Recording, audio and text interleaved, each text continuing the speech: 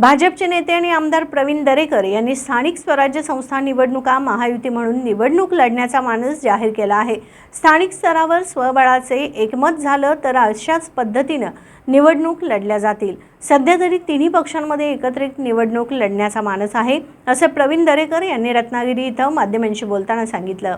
मुख्यमंत्री देवेंद्र फडणवीस यांना एका खलनायकाच्या रूपामध्ये काही राजकारण्यांनी उभं करण्याचा प्रयत्न केल्याचा आरोप करून प्रवीण दरेकर म्हणाले, शेवटी मराठा आरक्षण फडणवीस यांनीच दिलं आहे। उद्धव ठाकरे यांच्या सरकारनं दुर्लक्ष केलं म्हणून मराठा आरक्षण गेलं। देवेंद्र फडणवीस हे मराठा समाजाच्या विरोधात आहेत असे ठरवून त्यांना खलनायक ठरवण्यात आलं होतं। मराठा समाजाच्या उत्स्फूर्त भावना या मुंबई आणि ठाण्यामध्ये व्यक्त होताना पाहायला मिळतात। फडणवीस यांनी मराठा समाजाची मनं जिंकली आहेत। मराठा समाजामध्ये फडणवीस यांच्याबद्दल आपुलकीचं स्थान आहे, असं दरेकर म्हणाले।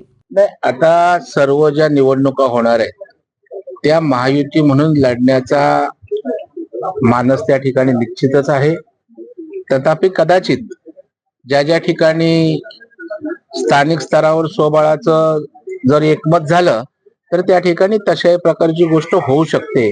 परंतु आजच्या तारखेला तरी या ठिकाणी अजितदादा, एकनाथ शिंदे साहेब आणि देवेंद्रजी असे आमच्या तिन्ही पक्षाच्या नेतृत्वाखाली एकत्रितच निवडणूक लढण्याचं सध्या तरी आहे।